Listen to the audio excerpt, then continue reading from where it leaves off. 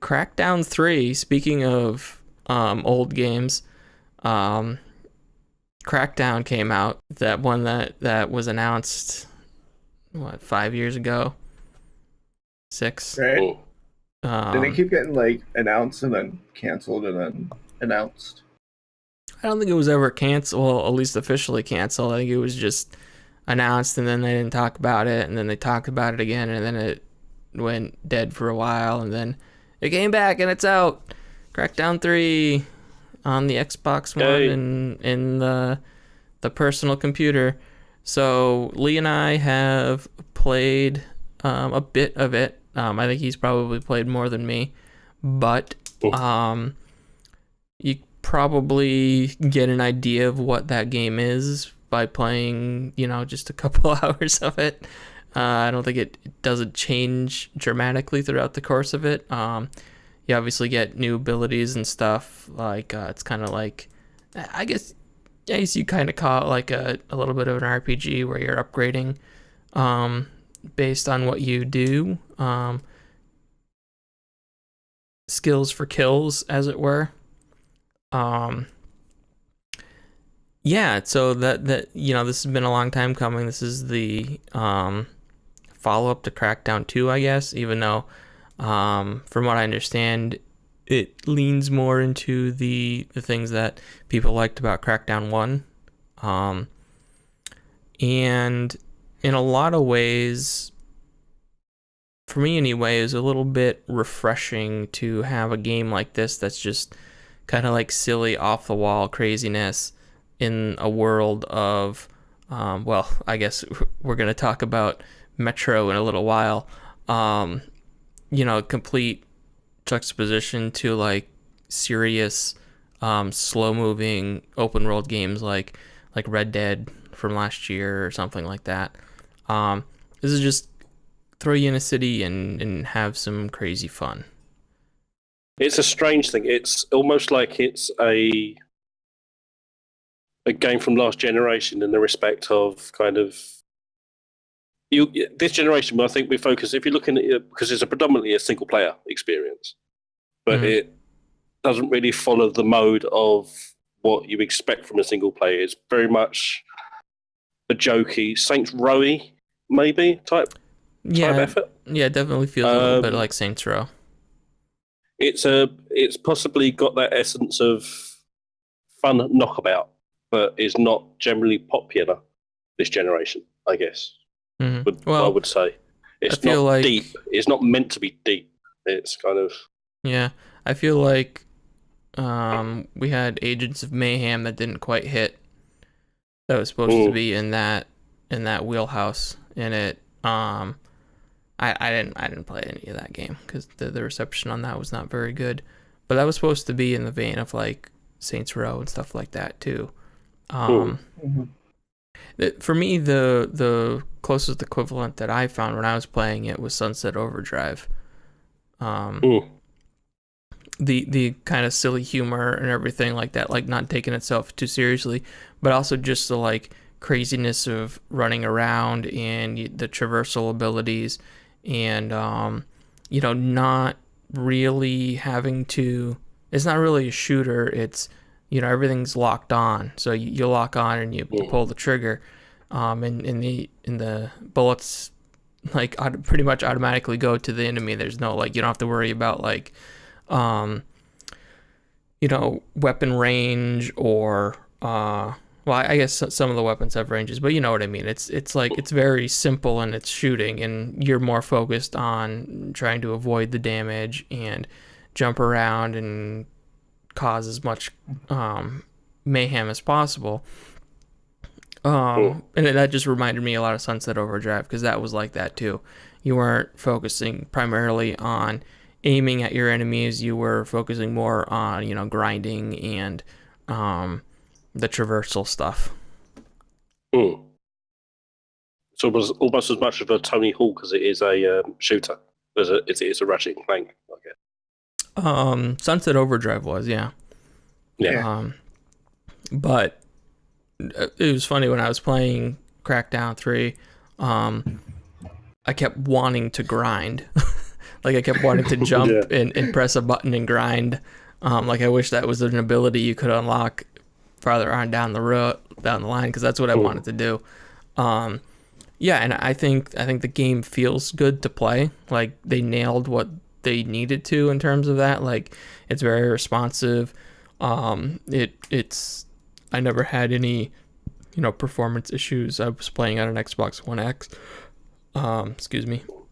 And it all, even when there was like crazy explosions going off and tons of things blowing up, I never felt like it was slowing down. It just was like it was keeping up pretty steady with what I was doing, and that's really all you can ask from that in that respect. Is that the experience you had too, Leigh? Yeah, pretty much. Yeah, it's easy to say it controls. I mean, like an older game, I guess. It's part of the way it's built. It's part of the way it's with the, like you say, the targeting system. It may be seen as an old-fashioned type system, the lock-on system, like a PS1 or a PS2 style gameplay aesthetic. But I think it does work for this without being a throwback, I guess. It keeps the flow of it nice. It doesn't, the way the lock-on thing, it doesn't seize everything up. If you get what I mean? Do you see what I mean? The way it's built helps it bop along quite nicely. It's probably it has an aesthetic to it that is looks very old. But obviously there's a lot of things going on. There's a lot of physics and there's a lot of this and that and the other that doesn't slow it down like you think it would, I guess. There's a lot of stuff going on, especially when you get into... How far are you in? I don't know. I just took down the first bad guy, the computer that was controlling the train station. The smiley face. Yeah. Yeah, exactly. Yeah. And I've been just kind of screwing around, jumping around, because I love getting the orbs. That's like I was saying in the chat, if there was a game that was just jump around this giant world trying to get all these orbs, I'd buy that game in a second. And I remember doing that in the previous games, and it's here in very much just as fun as I remember doing it back then. I mean, there's definitely some platforming in this game that is not great, like climbing those towers. Some of that gets extremely tedious. But they do interesting way of checkpointing. Like if you get part way up, they mark checkpoints. So like if you get a third of the way up and you miss a jump and you fall down, you can checkpoint right to where you were previously during the jumping, which is not something I would expect in a game like this, because it's open world, so you would expect it more in like a linear platformer or something like that. But I thought that was a nice touch to make it a little less frustrating. But I still didn't particularly enjoy those moments. And yeah, it's certainly a little repetitive. The tasks they have you do to kind of like take control of the city. There's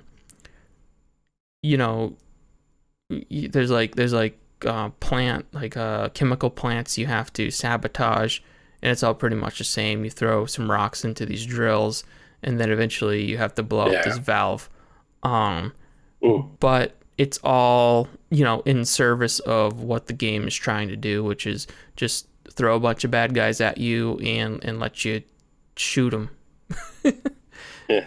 There's really not. It's a very generous game in that respect. It's it just wants you to do what you want to do. If you play it in a certain way, you can probably max everything out about a third into the game, and it doesn't punish you for doing that. In a weird way, it's a little bit like, I've seen this said before, and people go a bit mad about it, but it's a little bit like Zelda, Breath of the Wild, in the case that if you want to, in 10 minutes, you can go to the end of the game.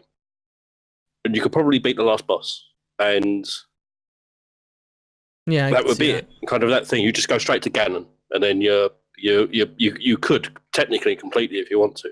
But that's not the point. They want you to go around and they want you to have this sandbox, this massive sandbox. So it's very similar sort of setup in that respect. The way that it was set up for me was like you had to you had to do these certain things in order to unlock access to the bad guys, the bosses, basically. Is it possible? There. If you don't like signal them, they're still there. Oh, you can just go like the AI. You could go there and do that quest without doing all the other things. Oh, okay. It just won't give you it just won't give you the nod, the checkpoint. It won't tell you on the map that it's there. It won't notify you kind of as a go and get this bad guy. He's always there.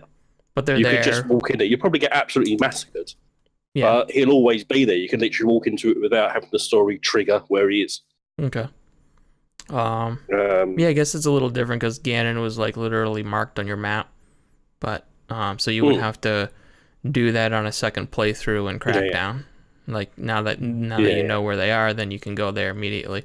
I don't know why you would do that because you don't really get any benefit necessarily from that. But yeah, it's kind of like it's a very open world. It doesn't put up barriers. Isn't like you're constricted in a one district until you reach a certain milestone or something like that. You like Leigh said, you can go from pretty much start to finish without any barriers, except for like, if you wanted to jump somewhere high and you need to, find the orbs in order to accomplish that. Because like you get the orbs and they allow you to do better things while jumping, like jump higher, air dashes, and stuff like that. Which is another reason why I was getting Sunset Overdrive vibes, because there's dashing in that too. Like it's all about trying to stay above the street level. And I was getting that feeling from this too. And like I said, I just wish there was some you can grind or something. It'd be pretty cool. Yeah. Yeah. What do you think of the weapons? Do you think I've found there to be a pretty good variety of weapons? They get really interesting later. They start off the way you imagine them to, which is kind of your machine guns, your kind of your heavy artillery. Mm-hmm. Then you start getting into stuff like elemental weapons. I don't know if you got to that part yet, where you got like acid weapons. Yeah, and that's interesting. That acid thrower was pretty cool. Yeah, you'll get an actual kind of acid launcher, and it will lock on like a sticky bomb. Oh, okay. And then they'll run around like a lunatic, and it'll explode over a load of people. That gets interesting.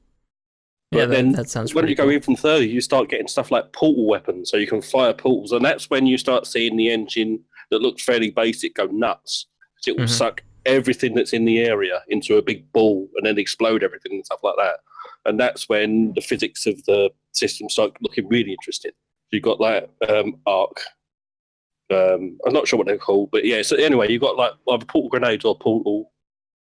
Yeah, like a gravity bomb or something, where like a black hole kind of bomb. Yeah, basically a black hole gun. Okay, let's suck. That's when it really gets fun. All right, yeah, I have not gotten to that yet, but I look forward to that because that sounds pretty cool. It's probably one of the top tiers, but if you kind of know, again, if you know the right areas to pick them up, you will still find those. You could get that within 10 minutes if you want to. You'll probably get massacred with it, but it's there. Yeah. I found most of the weapons to be pretty cool. Like I said, that acid thrower gun was cool. I enjoyed using that. And what was it? Oh, I used the arc rifle a lot because that is a good long range weapon, and it's taken pretty much everything out with one shot at this point. And I just find the variety to be like you said, Leigh, taking advantage of the game systems and stuff like that in a pretty cool way. Yeah. There was something else. The look of the game, which is getting kind of dragged a little bit. But when I look at that game, I see a pretty cool, like, cyberpunk aesthetic. Like the neon signs and everything kind of like lab clean, like a doctor's office, kind of like everything looks like it's been spit shined, which means there isn't a ton of like texture detail, but like deliberately though, because there are spots where there are some textures and stuff like that, but a lot of it is very clean, very like sharp edges and stuff like that. And especially at night, that city looks fucking awesome with when the neon lights come on and the big buildings have all their lights on and stuff like that. And then, combine that with the constant explosions and gunfire and missiles going off and stuff like that. And I think the game looks pretty good as it's probably it isn't like the most detailed game, but it's kind of in that, it's kind of doing that in order to make sure that it can keep up with the speed and the craziness that goes on with it, I imagine. But it's always had that cel-shaded kind of jet set radio style look to it. That is part of the aesthetic. It's not kind of a failure for still using that thing. It's not, yes, it's probably not what people want to see in 2019. They probably want more realism for it, more kind of ultra realism, maybe make it look a little bit more like a cyberpunk, which is grittier. But it's not designed like that. It's just that's not their intention. And so to attack it for some, because it is getting a lot of flack for a lot of different things. I don't think some of it is justified. Not a lot of it is, I don't think. You can't argue. You can't really have a pop something for specifically going in with the aesthetic, because it does look better than the first one. It looks better than the second one. But it's not a massive shift to the left or right. But that's the way the style is. If you're going to do a shell-shaded style, you can't really deviate much from that. That's part of the charm of the series in general, I think.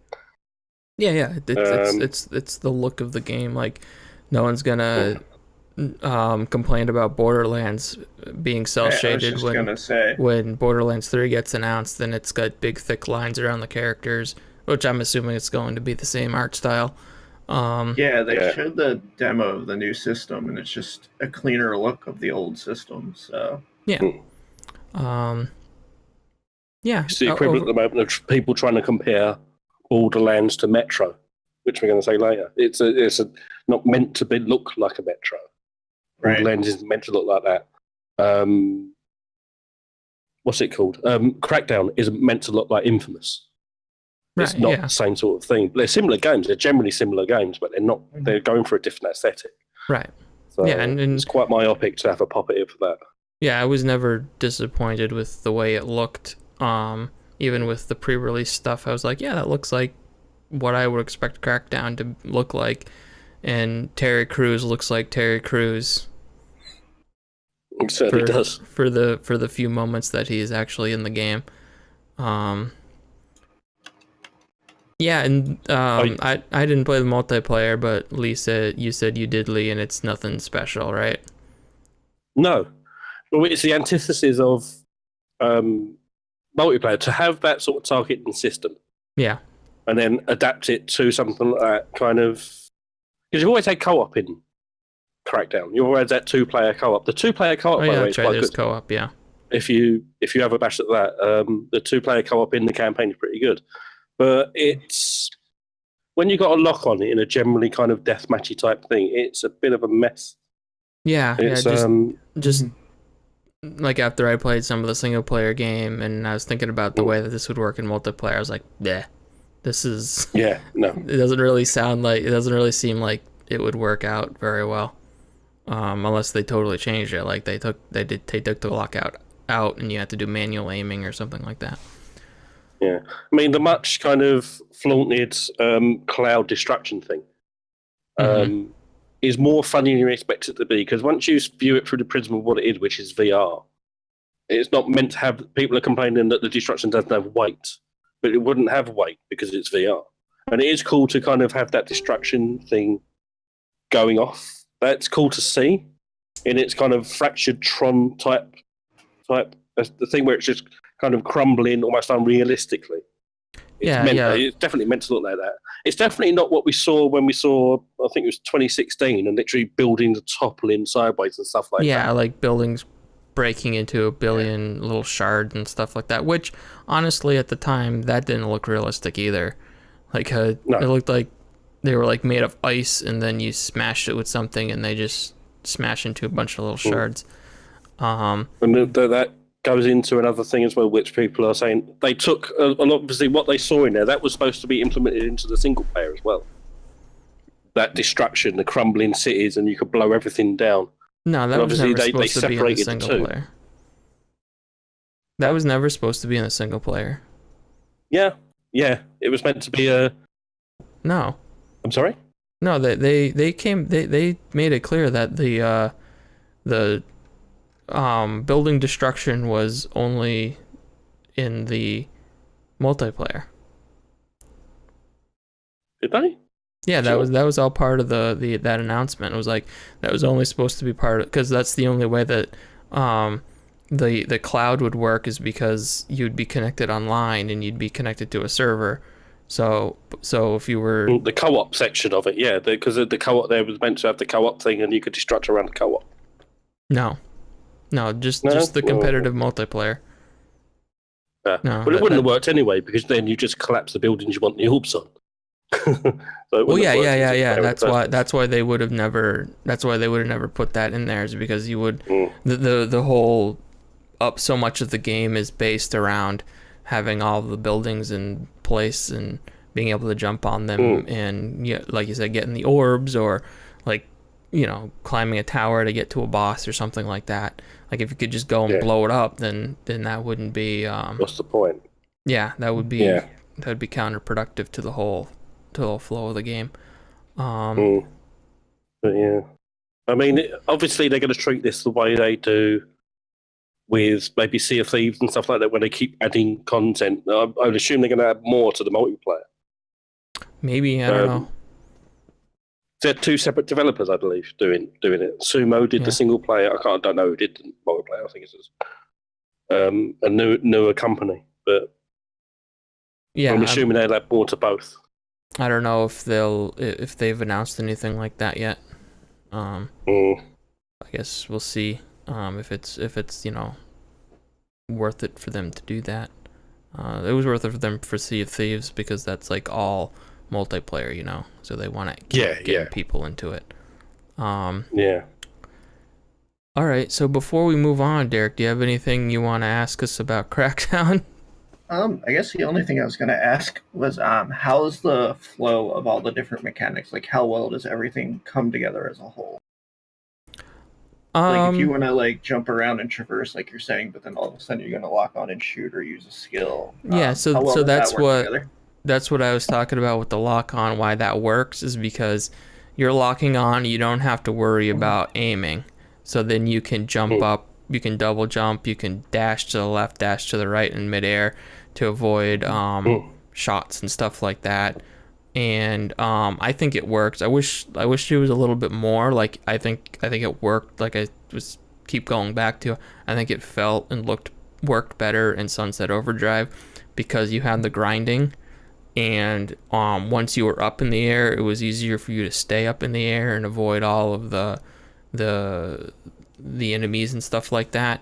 Here, you can only stay up in the air for so long before you fall back down. And sometimes it's difficult to dodge everything because there's so much going on, but it is possible to dodge, like when enemies have rockets and more slower, more powerful weapons. You can do that.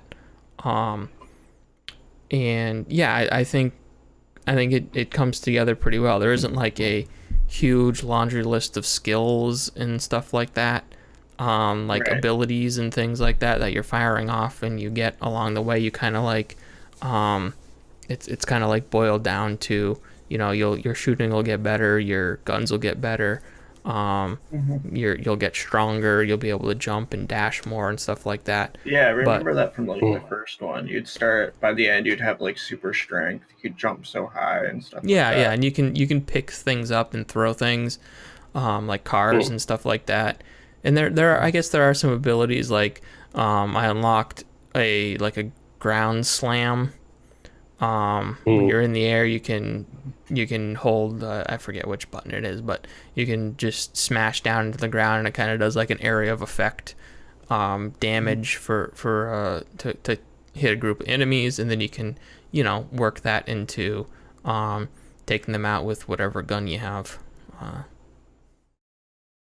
The one thing they did add was, because obviously you just got more powerful and you could jump higher, just higher and higher and higher, and longer with the original ones. With this one, you got a double jump you can do, but you've also got a dash, a mid-air dash, so you could got dash forwards and sideways. But you can double that, so you can do double, triple jumps, and then you can do double, triple dashes. So that does open up the combat a lot more. You can avoid, once you really get into it, I've got a triple dash and a double jump. So you can really dance around them, and kind of, that's when it really gets impressive. Yeah, because later on, the forces start to really attack you. And then you get a lot of people. You're not just getting like the bases you have to attack, and you get a dribble of people, and then you'll fight about 10 or 15 people, and then it's done. After that, once you cause too much ruckus, everybody descends upon you, and it just into absolute chaos. Yeah, like the air force starts coming in, and when you're doing that, and you've got the double, triple zap and stuff, it does open it up a lot more than it did in the first one. It's a lot more dynamic with the combat, I think. Okay. So you must only have opened a couple of the dashes up by now, I would have thought. Probably got one or two dashes? I've got 2, and I've got the jumping. I think I got triple jump. So, yeah. So I think I'm like level 5 or 6. It does open it up a lot more, doesn't it? Yeah. Yeah, oh yeah, definitely. And I was just going to add that the environments that you're fighting in, like the game kind of like tells you go here and accomplish this task, and that kind of that the enemies are going to attack you in that area, and they're designed to have like there's a lot of verticality to it. So like you'll jump up and you'll get on a catwalk, and then you'll start taking guys out from down below, but then guys will start coming up on that catwalk, so then you can jump off, dash over to another one, and you know, get behind a guy with a shield or something like that. And you know, that's when like those dashes and those jumps and everything start to open up. It's one of those systems that it's difficult to explain. It's one of those things you have to actually hold. You have to hold and because I can tell you it's a good double triple zip thing, but if you're actually holding it, it's very hard to explain it. You have to experience it to feel the flow.